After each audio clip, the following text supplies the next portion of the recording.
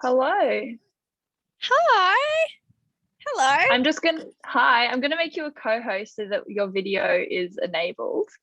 Awesome. No worries. Hello. Hello. Yes. How are you doing? I'm good. How are you? Good. Before we start, can I join the confirm? view? Oh, so nice. Oh, that's beautiful. Mhm. Can Yeah. I just confirm how to pronounce your name?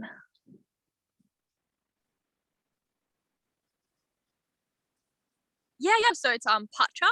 So Pacha. Pacha, but kind of pronounced like with the U. So light. That's easy. Yeah. Cool. Good to know. Because I've obviously done a bit of reading, and so I'm like, oh, cool. Easy. So your name is from Pachamama, is that right? So cool. Yeah, that's exactly right. Yeah.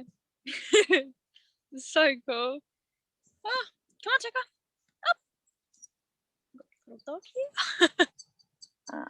Get Let me ready. just see. Hello. Oh, and here's Lena. Great. Lena, I'm just going to make you a co-host so that we can see your video. Hello, hi, yeah, awesome. Hi. Hello. Hi, nice to meet you. Nice to meet you too. Alrighty. So we've still got a couple minutes before we start officially, so I might just give some time for people to trickle back in.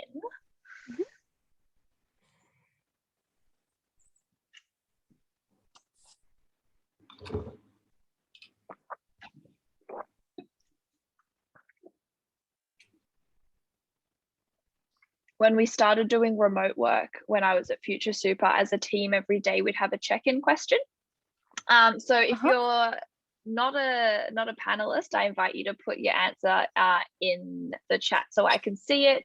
But for those of us, Lena and Pacha, I'd love to know, if a cow had to wear pants, would it wear a bit of pant on each foreleg of its forelegs, or would it wear them up the hind legs fully? I think up the hind legs. Oh wow. Yeah. It's a really, really good question. Huh. Another one, up the hind legs fully. Yep. I think I'm with you. Up the hind legs fully. Yeah, I can definitely imagine just, here and there, step on those two back legs out of nowhere. Like, yeah, that looks normal. Yep. Yeah. Right. Like the purpose of pants is to cover your bottom. So I assume that it would have to cover the cow's bottom by going up over the hind legs. Otherwise, it's just leg warmers. That's true. I like that. Great answer. Okay, cool. Let's get started, because I'm so stoked to have this conversation, and 45 minutes is probably not nearly enough to kind of dig into all the things that we could. But my name is Mariela. Welcome to everyone who's here, and special welcome to Pacha and Lena. Thank you so much for joining us tonight. I'm currently in my new place that I've just moved into, in Strathfield, which is on Gadigal land in so-called Sydney.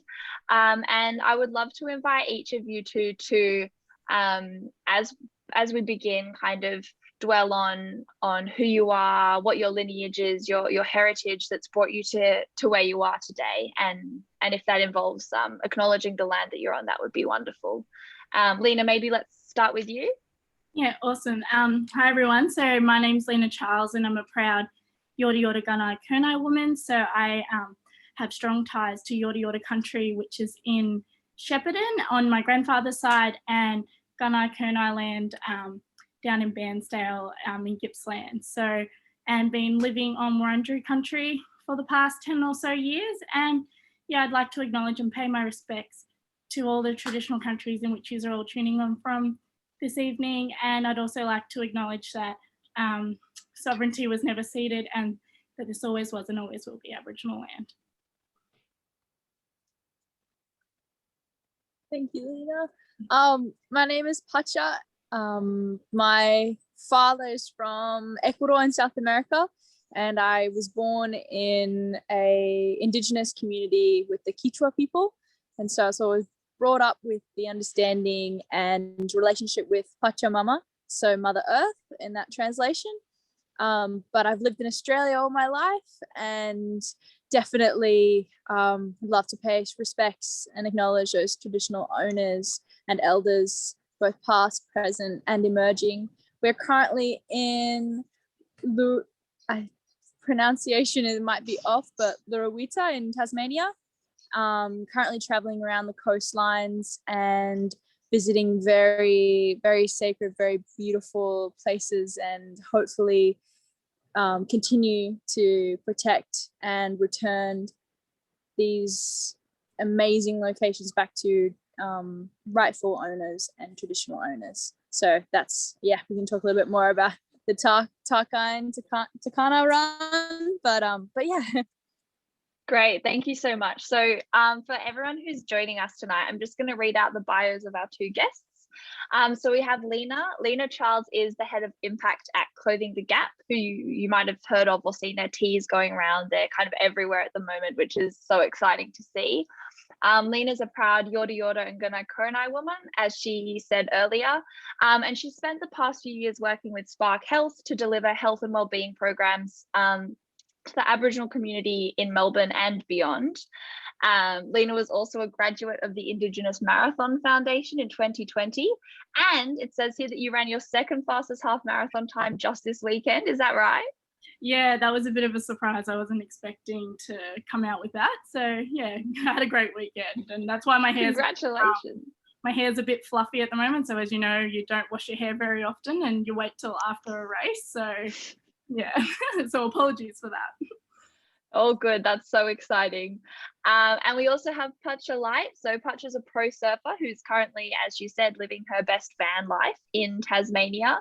As she mentioned as well, she's Ecuadorian born and Australian raised, and she's passionate about empowering the surfing community. And also in marriage with that, I guess, environmental activism. Pacha works with the Surfrider Foundation and Surf Aid to raise awareness for environmental issues affecting oceans, and also improving the health and well-being of mothers and children who are living in isolated regions. So now that you're both introduced, let's dive into the conversation a little bit. There are some questions that are kind of specific to each of you, and we'll see how the conversation flows. And if you're watching, feel free to send a question in the chat or in the Q&A, and we'll make sure that we get to those questions. Before we dive in, I think Lena will start with you. I just wanted to address kind of intersectionality, which is what this panel is about. And I wanted to pay credit where credit is due to Kimberly Crenshaw, a Black woman in the United States who coined the term intersectionality in 1989. I was like, that was ages ago, 30 years ago. And 30 years later, so just last year, she actually reflected on what that term meant with Time magazine. And I'd just like to read that little excerpt to really ground us in the things we'll be talking about today. So she said, in terms of explaining what it means today, these days I start with what it's not, because there has been distortion. It's not identity politics on steroids. It's not a mechanism to turn white men into the new buyers. It's basically a lens, a prism for seeing the way in which various forms of inequality often operate together and exacerbate each other. We tend to talk about race inequality as separate from inequality based on gender, class, sexuality, or immigrant status. What's often missing is how some people are subject to all of these, and the experience is not just the sum of its parts. So when we're talking about intersectionality today, just want to ground us in they're the kind of things that we're thinking about, right? So Lena, if we start with you, let me just flick back over to my questions. I'd love to hear a little bit about Clothing the Gap and the foundation, the work that you're doing with their foundation. Yeah, so I guess a lot of people probably hear Clothing the Gap and think of the fashion label, but we've also got a foundation where you know, all our impact work kind of comes out of. So we're a team of health professionals, so we kind of accidentally ended up in the fashion space by accident. We didn't have any kind of background in fashion, but obviously very passionate about adding years to Aboriginal people's lives. So we thought, how do we drive change through that? And we've created the foundation where a lot of our impact work comes out of there. So at the moment, we're currently really passionate about putting on virtual moving events. So we try to stay away from calling them running events, because that can be quite daunting, especially in a lot of Aboriginal populations where running events might not be necessarily a thing they access. So we call them moving events. And so when COVID hit last year, that was one thing that we wanted to be able to leave some impact in. So we'd usually been quite active in the Victorian community, running physical programs and stuff like that. But then we were restricted to online, and we thought, how do we keep people inspired to keep moving? And we ended up doing 3 virtual events last year, and we got over 15,000 people moving. And of the 15,000 people, I think it was 20% of those people were Aboriginal and Torres Strait Islander people, which is really nice to think about when we make up about 2%, 3% of the entire population. So that's our main driver behind our impact work, is to get Aboriginal and Torres Strait Islander people moving and adding years to Aboriginal and Torres Strait Islander people's lives. Yeah, great. That's really exciting, especially in a year of such disruption. To have such successful events is really huge testament to, I think, putting in that work and developing those relationships. In terms of that, it would be great to know if there were any particular campaigns or collaborations in your role as head of impact that you have seen have the most impact in terms of engagement with communities. I think when we look at the virtual runs, I think one of the virtual runs or moving events that kind of really stuck out to me was the final one we did in November last year, which was Connect a Country. Or actually, it was kind of more the NAIDOC run. So we did 3 virtual runs last year. So the first one was a Run Rona one when COVID was still new, and we just wanted to get people moving. And then we did a NAIDOC one because NAIDOC was cancelled, and NAIDOC's everyone's favourite event during the year. Well, it's mine. I love NAIDOC more than I love Christmas, and NAIDOC was kind of cancelled. So we're like, nah, we're not going to cancel it for us. What is that thing that we want to get people doing during NAIDOC week? So we put on another run, and it coincided with the theme Always Was, Always Will Be. And the virtual run was open to everyone, and we had over 5,000 people sign up. And I think one thing that we noticed that we didn't realise that would happen or have this great impact was that a lot of non-Aboriginal and Torres Strait Islander people that had joined the run had spent the time learning the traditional country that they were going to be connecting to and walking on and participating on. And they really took the time to really share that knowledge and stuff like that. And that was something that they did on their own accord. And we thought that was really powerful. So then in November, we came up with the Connect a Country run, which just built on those learnings. And I think that's really important, because I think a lot of the time we don't think about, non-Aboriginal people don't really know or think about the traditional country that they're on necessarily. And, it's really important to know the traditional land that you're connecting to and the history behind it. And, because there's over 600 traditional countries in Australia. It's not like, colonial times divided by states. It's, and it's quite unique. Like, there's different mobs from across Australia, and we're all so diverse, and learning the cultural history in those countries is such an awesome thing. Like, I still do it to this day. Like, I just came back from Biripi country on Port Macquarie, and just learning the history there, or through the Indigenous Marathon Foundation, and being exposed to mob from across the country, and just learning how different we are but how connected we are. So I think the Connect a Country really stuck out to me as a really great learning point, not just for non-Aboriginal and Torres Strait Islander people, but for mob as well, just to be really proud of who they are and the country that they get to connect on, and use that as a time to heal as well. That's so beautiful. And I think that especially, we'll go into this a little bit more, but especially because, running or moving is so much about being outside, right? It's so much about the things that you see when you're running. It's so much about the terrain that you're on. And I think that, you hear people all the time talk about the point that you reach, past the pain wall or whatever. And just to think about how much deeper all of that is when you've got an understanding and a knowledge of the country and its history is, really exciting. So we'll come back a bit to your Indigenous Marathon Foundation running and experience, but I just want to jump over to Pacha now and ask you what's bringing you to Tasmania? Yeah, so we're very for the freedom to travel around this amazing island and be able to visit all these, like, especially surf breaks. So that was one of our biggest sort of outlooks, but also reconnecting and understanding and lending our hand to any initiatives along the way. So as we were on the east coast of Australia, we usually based around the Bundjalung, and kind of heard from some friends up north about a run down in Tasmania to fundraise to help the Bob Brown Foundation to kind of certify the Tarkine Wilderness as a World Heritage Site and also return back to Aboriginal ownership. And yeah, so pretty much my mother had worked with the Bob Brown Foundation all of her life and very familiar with the big protests, and kind of visited her when I was very young, to those very big sort of banners in the trees, and I've always been surrounded by that. So when this run sort of came up, we were so excited. I'm traveling with my partner, and we kind of signed up straight away. We don't have much experience with running. We're more surfers, but we knew how important this campaign is, and are just so happy to be able to be a part of something like this and hopefully inspire other people who are following our journey to start to be aware of areas and wild places that need protecting. So yeah, that's why I went. Great.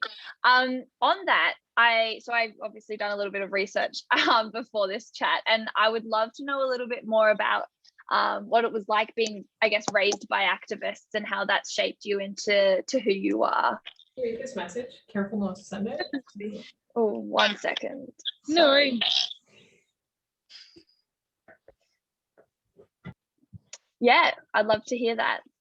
Yeah, sure. So pretty much my mother is a pretty much the best word to pronounce is just power woman. Absolutely nothing could ever stop her. So she was 18 and she got a one-way ticket to China, and sort of a strange place to go when you're that young, back in the day, but had always been aware of small threats and developments around the local area, and felt like it was her duty to save the world. It was her job. And so she went guns blazing sort of all around the world, and found as much kind of fighting the fire with fire, that kind of approach, it didn't really work in her eyes.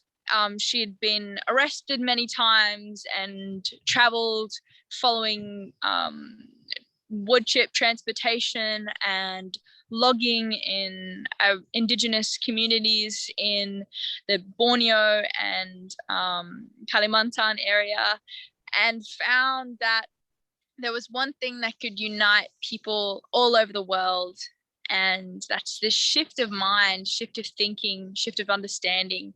And so she founded a sloth club in Japan. So shifting that whole aspect of going as hard as you can, working non-stop, consume. It was all about, okay, how does a sloth live?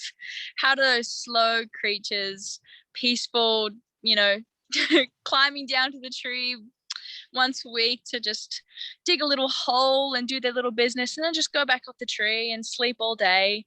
And so we kind of brought that into our lifestyle growing up, trying to live one planet wherever we were. And we kind of juggled from Japan to Ecuador and Australia, so traveling to visit communities and initiatives and campaigns all around the world with that sort of goal. And my father they met during a mangrove reforestation sort of campaign in the town where he's from.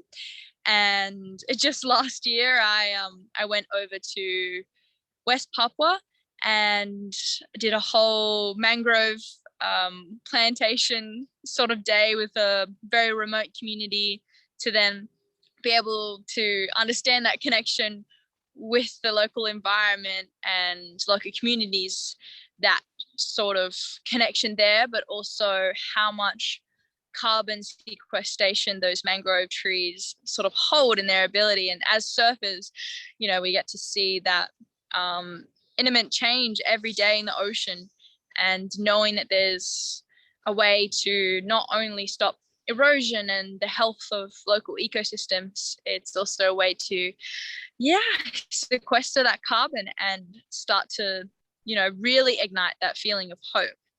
So yeah, they've definitely paved the way in how I sort of operate, and that understanding that you can do anything, and that shift of thinking is so important, and to unite with that ultimate love, and I guess that's what we're doing today, uniting for that love with the planet, of the people, and connecting with this incredible earth that we're all blessed to be on. Yeah. I thought you were going to say, yeah, I signed up and did this mangrove planting, and that's how I met my current partner. I was like waiting for the paths to align. Right afterwards, actually. Yeah. There you go. Yeah. That's so beautiful. And those words, especially at the end there, you know, that call to love is so powerful. Love for people and for the planet. And I think I kind of last year reading about, you know, the starting of something like Patagonia, and just, you know, reframing, I guess, thinking about wilderness as a place where people don't exist, particularly in the United States, with the creation of a lot of national parks that actually was really detrimental to a lot of local Indigenous communities who were like, actually, the land and flourishing relies on custodianship and relationship. And just seeing how changes in understanding that we're not really separate from the natural world, you know, we're inherently a part of it, and stewardship is a big part of that, I think, is really compelling. So thank you for sharing that with us. That was beautiful. Lena, back to your little Indigenous Marathon Foundation, the thing that you mentioned earlier. I'd love to get into it a little bit more. I think it would be great to hear for you specifically what it was like, but also observations for, I guess, the broader implications for Aboriginal and Torres Strait Islander people, or for the broader running community that's, you know, doesn't seem to have a lot of Aboriginal or Torres Strait Islander representation, and what it means, I guess, for you, and then more macro level. Yeah, so I was very fortunate to be selected in the 2020 Indigenous Marathon Project Squad after trialling for 3 years, and it just so happened that the year I got in was also a global pandemic, so I had to train for a marathon in lockdown in Melbourne and stuff. So that was really interesting. And, you know, usually the big carrot that hangs at the end of the Indigenous Marathon Project is the New York City Marathon. So knowing that wasn't going to be an option, but didn't even know where I was going to run or what I was going to do in November was quite daunting. But I think, you know, I just spent the whole weekend with the 2020 squad, and we've had like a proper time to reflect and stuff. And I think, you know, it just really showed how resilient we are.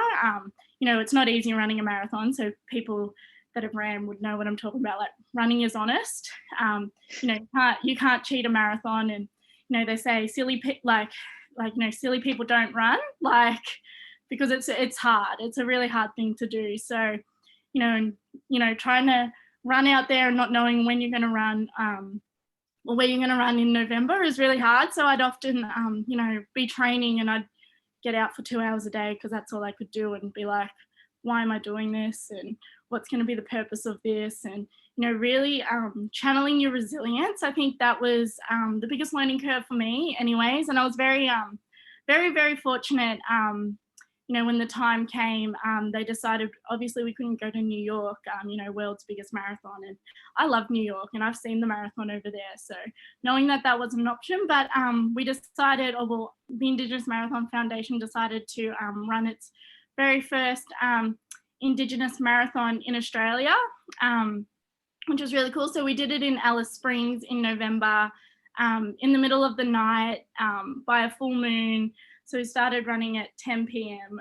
I'm a bit of a nana, so that was also a challenge for me. So I like to go to bed at 8:30, and it got to 8 or 8:30, and I was like, oh my gosh, I'm about to run 42.2 kilometers soon. So it was beautiful to be on Aranda country. It's a very special place in Alice Springs. That was the first time I'd been there, but to get to Alice, I was still in a hard lockdown in Melbourne, so I had to make that decision whether I run by myself here in Melbourne or if I make that commitment to meet my squad. So at this point we hadn't even met yet. So usually, a squad of 12 is picked. You spend about 4 or 5 camps across the country doing like the Gold Coast Marathon, you do City to Surf, you do a run in Canberra and all that. Instead, we just hung out on Zoom a lot. So we hadn't even met yet. And the whole point that I wanted to do the program was not just to run a marathon.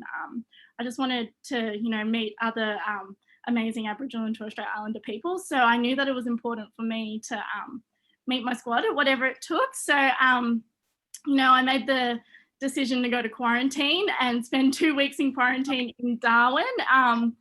So which was like 3 weeks before my marathon, which is so scary because, you get to that point in your marathon training where you got to be clocking up a lot of Ks and stuff like that. So I was very lucky to be in Darwin's quarantine facility, and I did a bit of research before I went, and I knew I could still get outside and do some runs and stuff. So the radius around the quarantine facility was 800 meters. So I spent 1 or 2 long runs getting about 25 Ks in with an 800 meter radius. And I was looking back on that over the weekend and thought, like, I was obviously in survival mode because I just would not be doing that anytime soon ever again.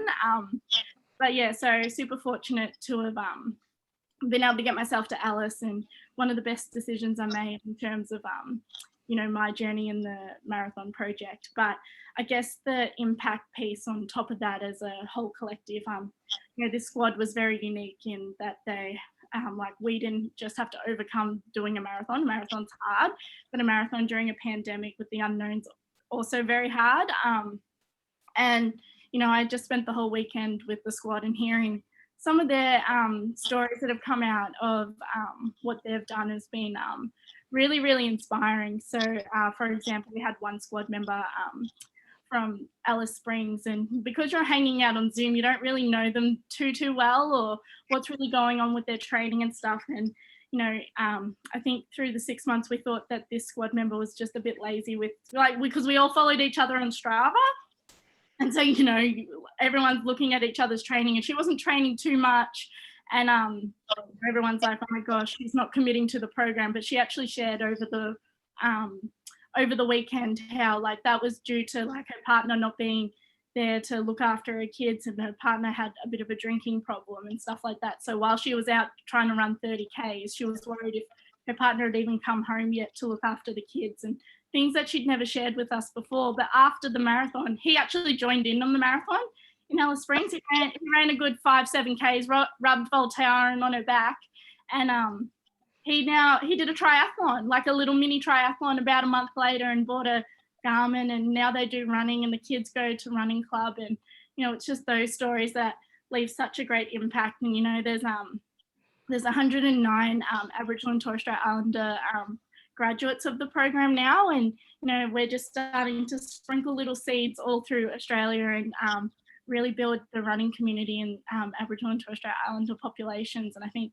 that's the impact that you can see from the foundation. And the foundation wouldn't exist if these 109 graduates weren't inspiring and leaving the legacy that they've done. And they say, you've done a marathon, so what? Life starts now. So that's been, the impact and the learnings that I've had. And I'm just really fortunate that I've had the weekend to kind of really reflect on that. And it kind of works in well with being able to yarn about that with you guys. So, yeah. Yeah, what beautiful timing. That sounds like it's worked really well. Yeah, no, it has. So, yeah, really, really grateful. And even though I didn't run in New York, there was a lot of change about what I did. So. And now you've done a marathon, so who knows, whenever the world opens up again, New York is now something that you're like, yep, I've trained for this, I know how to do this. Yeah, hopefully, hopefully an international marathon one day, but yeah, we'll see what happens. Yeah, oh, that's really exciting to hear. So there's 100, was last year the first year that they ran it? Is that the 109 from 2020? No, so the program's been going for 11 years now. So Rob DiCostello started the foundation 11 years ago. So we kind of, he ran a lot of marathons and won a lot of marathons and stuff. And he kind of was like, I've never seen Aboriginal representation in long distance running. So he found 4 young Aboriginal boys and got them to New York. So you should watch Running to America, actually. It's a really good documentary that talks about the start of the foundation. So after that, I think at first it was about just trying to get Aboriginal people running. And then these Aboriginal boys went home into their communities, and their communities just were so inspired by these 4 young boys that Rob DiCostello was like, oh my goodness, well, how can we keep building on this? So then he started, he takes about 12 squad members each year and stuff to run the New York City Marathon. So it's been going for 10 years, and over the last 10, 11 years, 109 people have graduated from the program. Okay. Yeah, that clicks. That makes more sense in my mind. What a great legacy to kind of have behind you and now be part of. Yeah, I'm very lucky, actually. When I did the Alice Springs Marathon, so we had a lot of support runners and a lot of graduates of the program come and run with us. And I was very lucky to run with Charlie Ma, who's graduate number 1. So the first Indigenous man to run a marathon in New York City. And he's such a beautiful person and so humble. And I'm very grateful that he ran about 17 Ks, especially when I hit that wall and there. And he's just, really lovely, and very grateful to have had him as part of my journey to get across that finish line and become graduate number 103. Oh, that's gorgeous. Thank you for sharing that. You're welcome.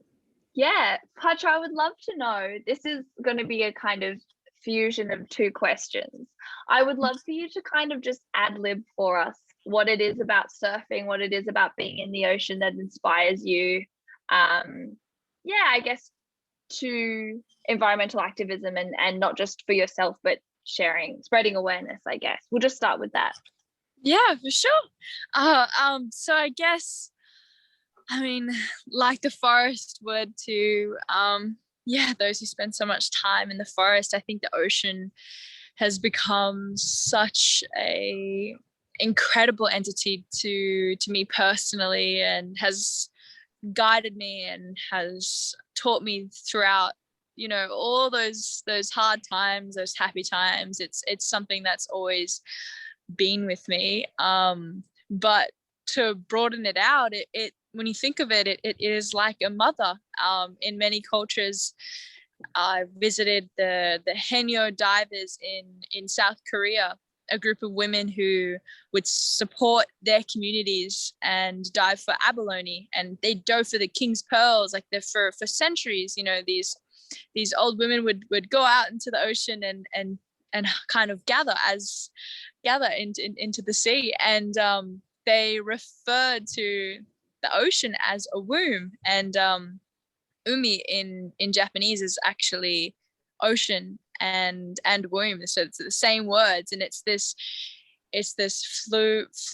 fluidity between that relationship and that feeling that many people get once they sort of start that relationship and understand that there's just so much power and so much mystery it's kind of a place that reminds you who you are and doesn't give you anything else. It's just searches deep down into you, and definitely confronting a lot of things. But I don't know where I would be without the sea, and I would love to say that for so many different people. And it just makes so much sense when you love a place that much to then protect it, to preserve it, to look after it like you would your mother or your grandmother. And I think that's a very a term that can unite a lot of people, you know, that same love. It definitely, you know, can bring those communities to support and protest when things are looking grim. And I think we've seen that a lot with campaigns for Fight for the Bite, and for now PEP 11, these offshore drilling and for oil and gas threats, the plastic pollutions that we face and we see every day, and the overall big issue of global warming and climate change. And knowing that, being in the ocean every day, being that forefront of seeing those change and seeing those effects, not even in, you know, the next my children's lifetime, you know, it'll happen in my lifetime. And so I think it's a big pedal to the metal to be able to stand up for those places and stand up for places that you love, and getting as many people to understand that. But I think it all starts with caring like you would a mother, like having that feeling. So from that, this is the fusion of the question. What is that are you going to take with you when you run to Kaina? What of that do you see in the forest, or do you see as, I guess, the bigger tapestry that is Pachamama, that is kind of Mother Nature?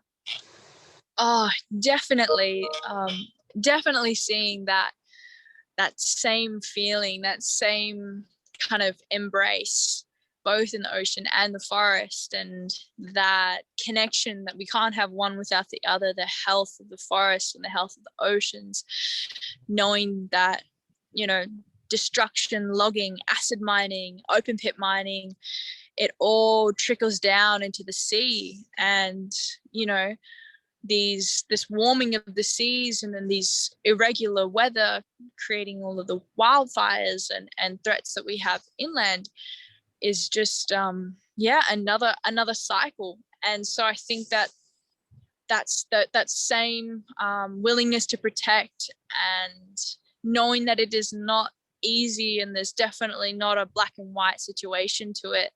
I think it's sort of reigniting that hope and bringing people together for that same cause to protect the places that you love, for wild places, you know, for those wild, untouched, pristine pockets that feel like a Noah's Ark, with so much, you know, unique species of flora and fauna, and also one of the biggest areas of Indigenous archaeology. And I think, you know, that responsibility that we can in this lifetime save those beautiful places from that bottom line profit, I think that's a very, very big motivation to do as much as we can. And if that's 26 kilometers uphill, then let's do it. But yeah, I admire the tenacity. That is a very good way to look at it. 26 kilometers uphill is quite something. We got the elevation map a couple of weeks ago, and it's just straight up like that, and I'm like, oh, I've done too many beach runs, gotta go to the mountains again. Like, but yeah, hoping to just make it. That's all we're hoping for.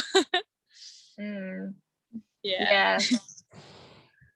Great. Well, there haven't been any questions in the chat yet. I'll just give some space for them to trickle through, but we're coming to the end of the session. And so I was just wondering if there's anything that you came into today wanting to say that you haven't yet said or haven't got the opportunity to have said, I would love for you to kind of just take the next few minutes to kind of, for each of you to speak your piece, if there's anything kind of on your heart or in your mind that, you know, you want to speak to about for wild places, about ensuring that, you know, all sorts of people from all sorts of backgrounds, especially kind of marginalized people, are getting access to the same things as people with privilege, and I guess what it looks like to I think put together a life that is about working for these wild places.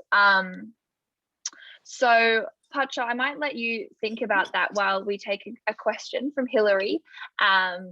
Lena, for you, how the AFL women is helping the Free the Flag movement, seeing all the Closing the Gap gear that are on TV now, thanks to the sport. Yeah, I think, you know, with watching the AFL women's really want to take on the movement has been great, and just having that other platform to share the importance of, you know, trying to free the flag. So for those watching, I'm not sure if everyone knows, but the Aboriginal flags kind of held hostage to copyright at the moment. So if you want to put the Aboriginal flag on clothing, you have to seek permission and pay a non-Aboriginal business. So at Clothing the Gap, you know, we're trying to free the flag. And so that's kind of a bit of a backstory around the movement. But in terms of what AFL Women's has done is just, create another platform to drive the change that, you know, we really need, and really just reinforces that, you know, the copyright behind the Aboriginal flag is not just an issue for Aboriginal people.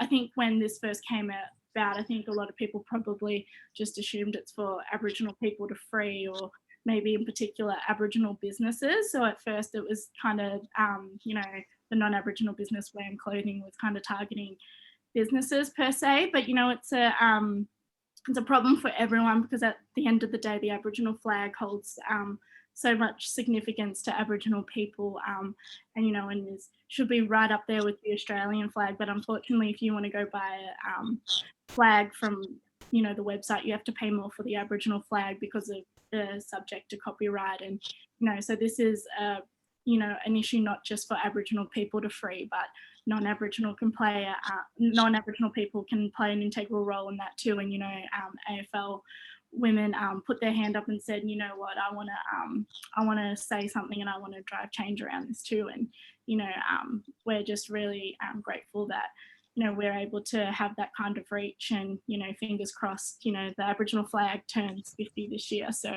would love to free it. Yes, and is there more information on that, about that on your website, on the Clothing the Gap website?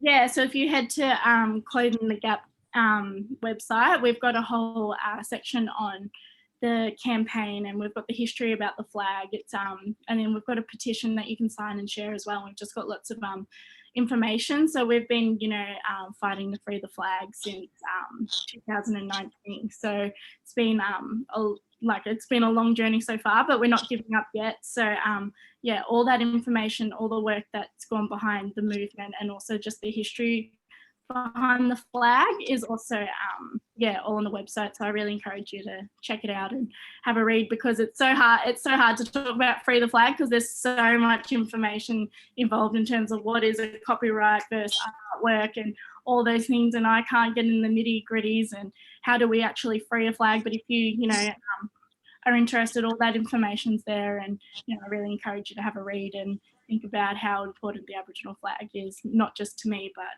Australia. Yes, for sure. I'm echoing that. If you're tuning in, definitely recommend going to the Clothing the Gap website, taking a look at all that info, and copying a great, either ally friendly or mob friendly, depending on who you are, tee, some merch there. So it's such beautiful stuff. We've got another question come in, which might be a good way to kind of tie those kind of last thoughts in. And it's a piece of advice from each of you, Pacha and Lena, about how to stand up for something that you're passionate about. How do we get started and in using our voices to challenge for change. Pacha, let's start with you. Yeah, for sure. Thank you so much for that question. And thank you so much, Lena, for I'm so happy to share this space with you and learning so much. It's actually really classic. I wanted to tell it even in the beginning. My middle name is actually Lena as well. Oh, So from name. the Spanish descent. Yeah. So I was like, Lena. I'm like, oh, Pacha. Yeah. But yeah, standing up for something you're passionate about.